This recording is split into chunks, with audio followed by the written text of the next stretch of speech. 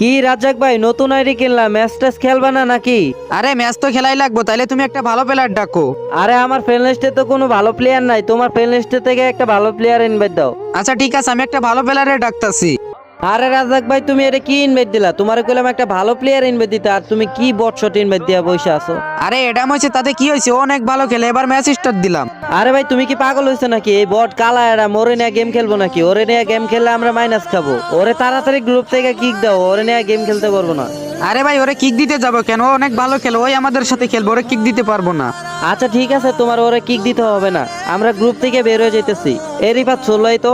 আচ্ছা গ্রুপ থেকে চলে যাবা, যাও যাওয়ার এক দিয়ে এই কালো অ্যাডামের কাছে কি কি আছে একটু দেখা যাও। এই কালো অ্যাডাম দেখিয়ে দাও তো।